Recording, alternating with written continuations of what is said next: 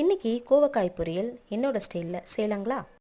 முதல்ல கோவக்காயை நல்லா வாஷ் பண்ணிவிடுங்க. ஒரு 2-3 தடவை நல்லா தண்ணியில் வாஷ் பண்ணி எடுத்துகிட்டு இந்த மாதிரி இருக்கக்கூடிய காம்பை எல்லாத்தையுமே கட் பண்ணிவிடுங்க. மேலே கீழே இருக்கக்கூடிய அந்த முனைகளில் கட் பண்ணிட்டிங்கன்னா இந்த மாதிரி இருக்கும்.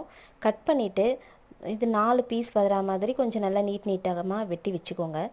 ஒரு கடாயில் எண்ணெய் ஊற்றிட்டு கடுகு போடக்கூடாது, சீரகம் போடணும். சீரகம் போட்டுட்டு நீல வாக்கில் கட் பண்ணி வச்சுருந்த இஞ்சி போட்டுக்கோங்க. நீட்டமாக கட் பண்ணி வச்சுருந்த பச்சை மிளகாய் போட்டுக்கோங்க. நல்லா அது வதங்கின பிறகு நீட்டமாக கட் பண்ணி வச்சுருந்த கோவக்காயும் அதில் போட்டுக்கோங்க. நல்லா போட்டு வதக்கிடுங்க. நல்லா கலந்து கொடுத்துருங்க. கூடவே உப்பு, மஞ்சத்தூள் இது 2 மட்டும் போதும். டேஸ்ட்டு அப்படி இருக்கும் நீங்கள் சாப்பிட்டு பார்க்கும்போது. நல்லா கலந்து கொடுத்துருங்க. கலந்துட்டு மூடி வச்சுருங்க. மூடி வச்சிட்டிங்கனாக்கா நம்ம தண்ணி எதுவும் ஊற்றணுன்ற அவசியம் கிடையாது. தண்ணி ஊற்றி வேக வைக்கணும்னு அப்படி அவசியமே கிடையாது. சிம்பிளாக நீங்கள் அப்படியே மூடி வச்சாலுமே போதும். அதிலேருந்து வரக்கூடிய அந்த நீராவியிலே அது வெந்துடும். வெந்த பிறகு துருவின தேங்காய் அதை போட்டு நல்லா ஒரு கலந்து கொடுத்துட்டு எடுத்து நம்ம சாப்பாடுக்கு வச்சு சாப்பிட்லாம். செம டேஸ்ட்டாக இருக்குங்க.